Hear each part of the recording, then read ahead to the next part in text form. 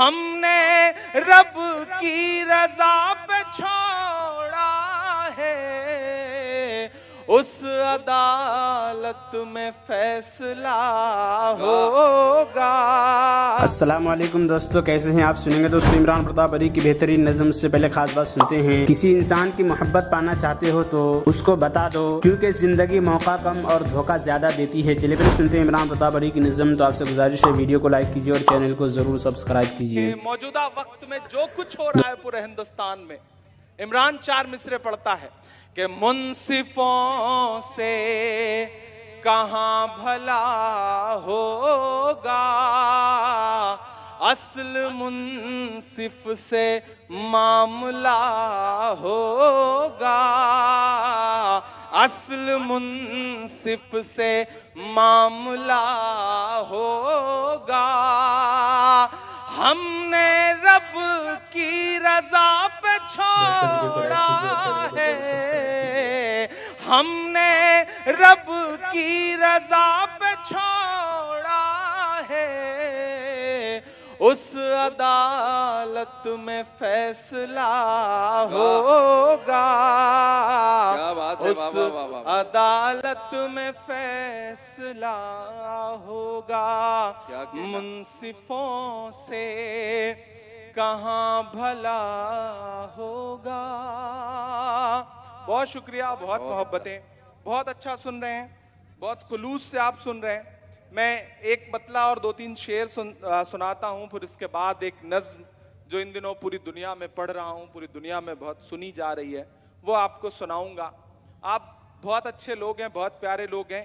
یہ NCC والے جو بچے ہیں، ان سے گزارش ہے کہ اب بالکل بیچ میں نہ آئیں۔ وہ ایک بار ایک NCC کا بچہ انٹرویو دینے گیا، تو سامنے بیٹھے ہوئے ٹیچر نے اس سے کہا یہ بتاؤ اگر تم جنگل میں جا رہے ہو اور سامنے شیر آ جائے تو کیا کرو گے؟ تو بچے نے کہا میں پیڑ پہ چڑھ جاؤں گا۔ تو ٹیچر نے کہا یہ بتاؤ اگر تم ندی پار کر رہے ہو اور شیر آ جائے تو کیا کرو گے؟ تو اس نے کہا میں پیڑ پہ چڑھ جاؤں گا۔ تو ٹیچر نے کہا یار تم ہر جگہ پیڑ لا دے رہے ہو، ندی میں پیڑ کہاں سے آ جائے گا؟ تو بولا آپ بھی تو ہر جگہ شیر لا دے رہے ہو۔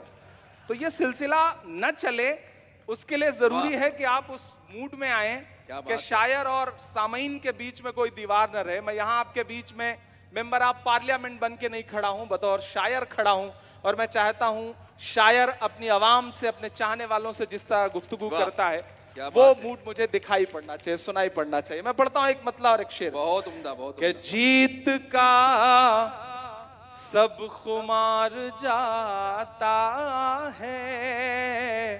میرے شاعر دوست بھی کافی دن بعد آج مل رہے ہیں، معین شاداب صاحب، انجم اپی، ماجد بھائی، ابرار کاشف صاحب، سجاد جھنجٹ صاحب، باقی جو بچ گئے ہوں، چچا سلیم ہمارے بیچ میں نہیں رہے، یہاں سے چلے گئے ہیں شاید، وہ نظر نہیں آئے مجھے، زندہ ہیں، میں یہ نہیں کہہ رہا ہوں، اللہ ان کی عمر بہت لمبی کرے، وہ بڑے شاندار آدمی ہیں۔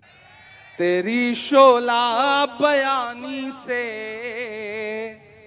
زیادہ کون سمجھے گا، لہو کا رنگ پانی سے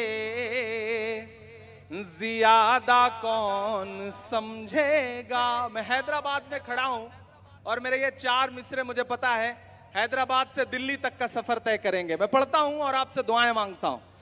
تیری شعلہ بیانی سے زیادہ کون سمجھے گا، لہو کا رنگ پانی سے زیادہ کون سمجھے گا۔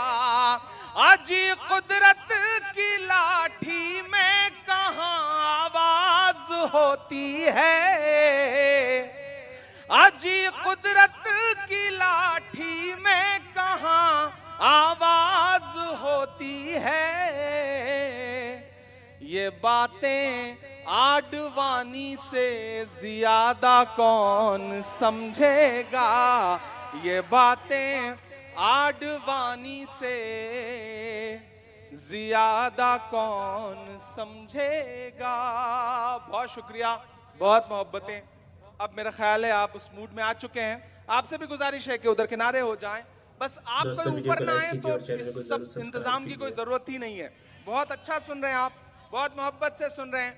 میں تھوڑی دیر آپ سے سنجیدہ گفتگو کرنا چاہتا ہوں. دوستو عمران صاحب کی نظم سننے کے بعد آپ اپنی رائے میں کیا کہنا چاہتے ہیں وہ نیچے کمنٹ باکس میں ضرور بتائیں. یہ دوستو منتخب احادیث کتاب سے دعا سنتے ہیں. حضرت عائشہ رضی اللہ عنہا فرماتی ہیں کہ رسول اللہ صلی اللہ علیہ وسلم کے پاس ایک بکری ہدیہ میں آئی. آپ صلی اللہ علیہ وسلم نے ارشاد فرمایا عائشہ اسے تقسیم کر دو.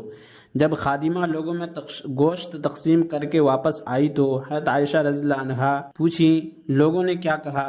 خادمہ کہتی لوگوں نے بارک اللہ فیکم کہا، یعنی اللہ تعالیٰ تمہیں برکت دے. حضرت عائشہ رضی اللہ عنہا فرماتی وفیکم بارک اللہ، یعنی اللہ تعالیٰ انہیں برکت دے. ہم نے ان کو وہی دعا دی جو دعا انہوں نے ہمیں دی. دعا دینے میں ہم اور وہ برابر ہو گئے. اب گوشت کی تقسیم کا ثواب ہمارے لیے باقی رہ گیا. حضرت ابو موسیٰ اشعری رضی اللہ عنہ روایت کرتے ہیں کہ رسول اللہ صلی اللہ علیہ وسلم نے فرمایا جب کسی کا بچہ فوت ہو جاتا ہے تو اللہ تعالیٰ فرشتوں سے پوچھتے ہیں تم میرے بندے کے بچے کو لے آئو؟ وہ عرض کرتے ہیں جی ہاں. اللہ تعالیٰ فرماتے ہیں تم میرے بندے کے دل کے ٹکڑے کو لے آئے؟ وہ عرض کرتے ہیں جی ہاں. اللہ تعالیٰ پوچھتے ہیں میرے بندے نے اس پر کیا کہا؟ وہ عرض کرتے ہیں آپ کی تعریف کی اور انا للہ و انا الیہ راجعون پڑھا. اللہ تعالیٰ فرشتوں کو حکم دیتے ہیں کہ میرے بندے کے لیے جنت میں ایک گھر بنا دو اور اس کا نام بیت الحمد یعنی تعریف کا گھر رکھو. حضرت بریدہ رضی اللہ عنہ سے روایت ہے کہ رسول اللہ صلی اللہ علیہ وسلم صحابہ کرام رضی اللہ عنہم کو سکھاتے تھے کہ جب وہ قبرستان جائے تو اس طرح کہیں السلام علیکم اہل الدیار من المؤمنین والمسلمین وإنا ان شاء اللہ للاحقون اسأل اللہ لنا ولکم عافیہ. اس بستی کے رہنے والے مومنین مسلمانوں تم پر سلام ہو، بلا شبہ ہم بھی انشاءاللہ تم سے عنقریب ملنے والے ہیں. ہم اللہ تعالیٰ سے اپنے اور تمہارے لیے عافیت کا سوال کرتے ہیں.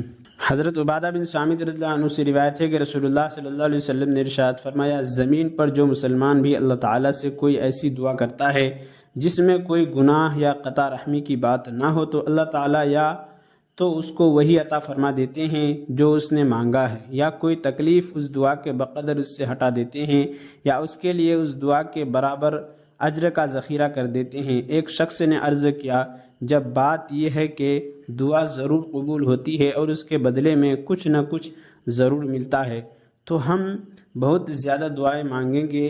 رسول اللہ صلی اللہ علیہ وسلم نے ارشاد فرمایا اللہ تعالیٰ بھی بہت زیادہ دینے والے ہیں.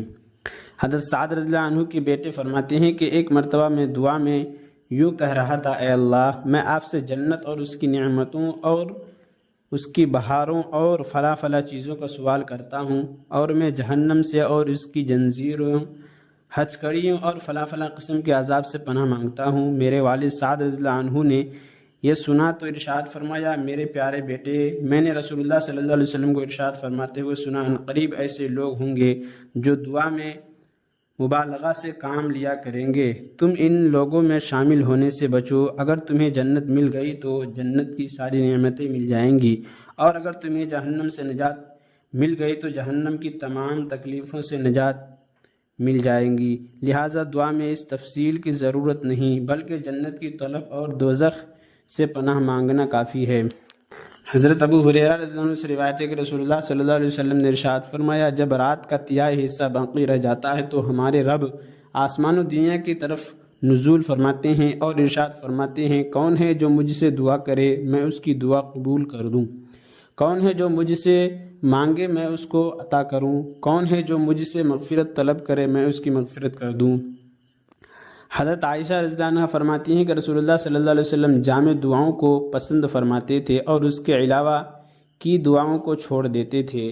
فائدہ جامع دعا سے وہ دعا مراد ہے جس میں الفاظ مختصر ہوں اور مفہوم میں وسعت ہوں، یا وہ عام مراد ہے جس میں دنیا و آخرت کی بھلائی کو مانگا گیا ہو. وہ دعا مراد ہے جس میں تمام مومنین کو شامل کیا گیا ہو، جیسے رسول اللہ صلی اللہ علیہ وسلم سے اکثر یہ جامع دعا منقول ہے ربنا آتنا فی الدنیا حسنۃ وفی الآخرۃ حسنۃ وقنا عذاب النار.